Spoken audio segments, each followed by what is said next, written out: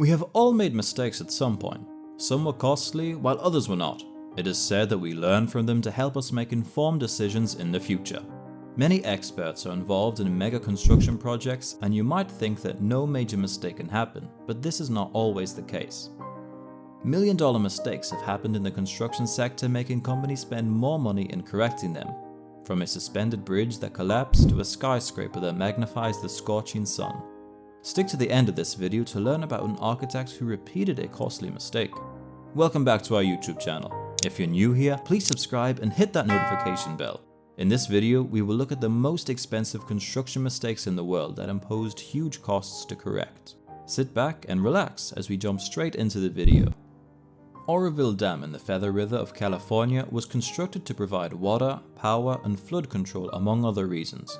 The 1955-56 floods was so severe that they prompted the state to plan for the future. It is the tallest dam in the United States and was completed in 1968. The Oroville Dam was in the news spotlight in February 2017 for worrying reasons. The concrete slabs in the spillway at the dam failed during releases from the floodgates, starting a chain of events that prompted the evacuation of over 180,000 people living downstream and the relocation of a fish hatchery.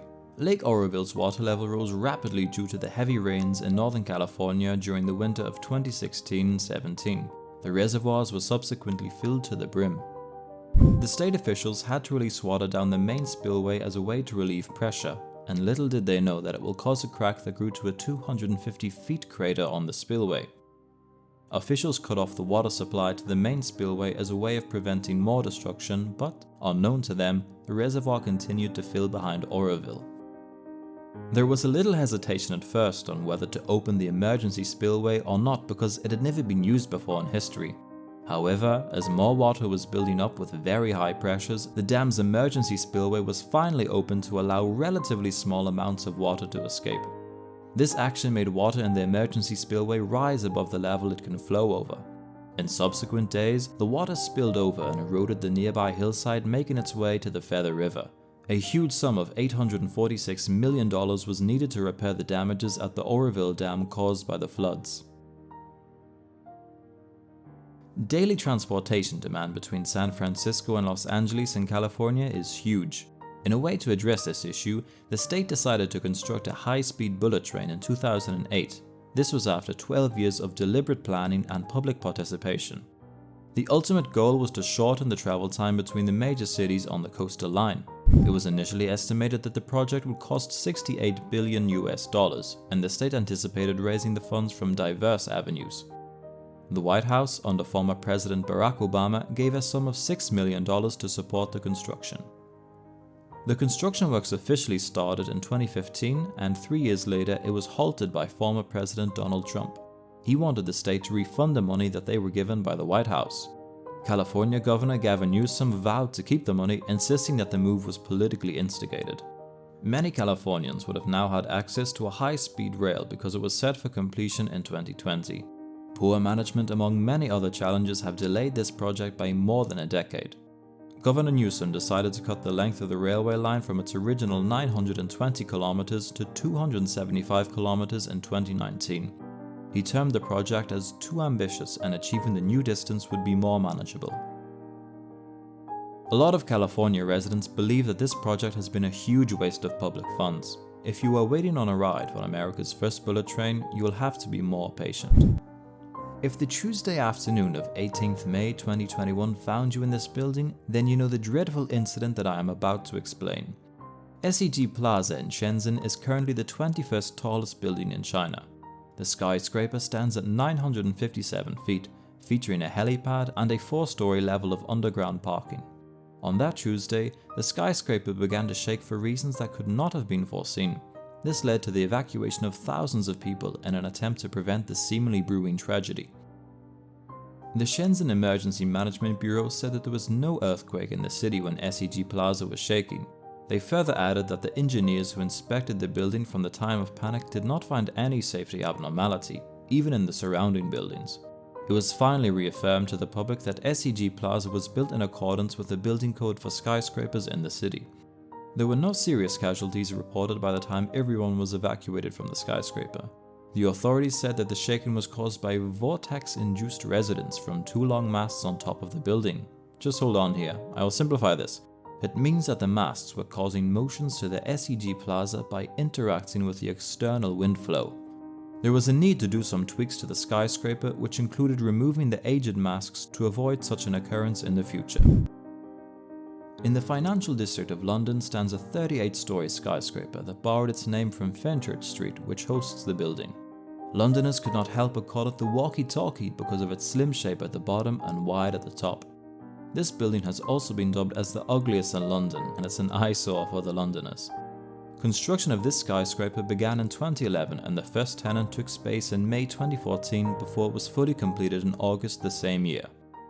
The walkie-talkie showed its ugly side in September 2013, long before its completion. Martin Lindsay, who is a well-known corporate figure in London, parked his flashy car across the street on the south side of the building without knowing what awaited him. His Jaguar XJ was in that parking space for about 2 hours before he came back and found some parts melted by reflected sunlight from a nearby skyscraper. Fortunately for Lindsay, the construction company owned up to the damages and paid for the repairs, costing about $1,400. The Jaguar XJ is not the only casualty of the walkie-talkie's magnified scorching rays. Several cars have been melted when parked on the south side of this building, and the rays went to the extent of harming other components inside the cars. Nearby buildings and sidewalks on the southern side also sustained heat damages, including cracked roofing and carpets. A reporter from City AM even fried a sunny side up egg when covering a story in this building, which was seen on Sky News, and that is some way to save on fuel. So, what's really happening here? The south side of this building curves into a concave shape, and remember, it's made with glass. We're jumping to physics now. When sunlight shines on the concave walls, it is magnified and reflected into a small area on the street and nearby buildings. During the summer, it was reported that the sunlight was reflected 6 times, and that is really hot. The architect of this building, Raphael Vignoli, is the same guy who designed the Vdara Hotel in Las Vegas, which had the same problems with sunlight reflection. The owners of the walkie-talkie, or should we now call it the walkie-scorchie, installed a temporary sunshade in early 2014 to revert this construction mistake. The device is made of dark skin which prevented the reflected sunlight from reaching down the street. It was later fixed permanently by installing aluminium fins throughout the south side. This reduced the view from inside the building, but it ultimately solved the problems at a cost of $14 million. A pair of twin suspension bridges known as the Tacoma Narrows Bridge was completed in 1940. It became the third longest bridge right behind Gorge, Washington and the Golden Gate Bridges. The Tacoma Narrows Bridge was built to connect Tacoma to Kitsap County. However, a few days after its launch, many people decided not to use it. They chose to walk longer routes because the bridge's deck was swaying too much. Let me take you back to how it all started. A major problem was experienced by the construction workers in windy conditions during the construction period. The surface of the bridge was seen moving vertically, and hence they named it Galloping Gertie. Hydraulic buffers were put in place to counter the swaying, but that did not help in the long run. In extremely windy conditions, the swinging became more intense and many people would go to see it.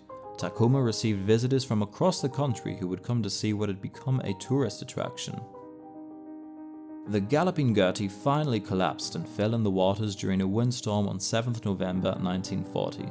The only fatality was a Cocker Spaniel named Tabby, who was left by his owner in a car on the bridge. Professor Frederick Burt Farquharson, an engineer from the University of Washington who was involved in the construction of the bridge, tried to save Tabby from the disaster, but the outwardly terrified dog bit him. The bridge has widely been termed as the most dramatic failure in bridge engineering history following this incident. The engineers involved in the construction admitted that the construction method did not have a sustainable support structure to suspend the bridge for long. A new and safer Tacoma Bridge was opened on 14th October 1950 after 29 months of keen construction, and is still operational to this day.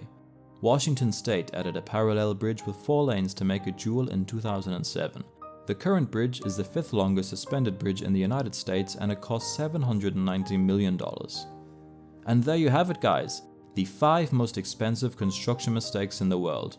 Was it possible to avoid some of these mistakes? Let us know your thoughts in the comments below, and also, if you've seen other expensive construction mistakes, please share them with us. If you like what you saw, don't forget to give this video a thumbs up, subscribe to our channel, and smash that notification bell for more interesting videos like this one. Bye for now.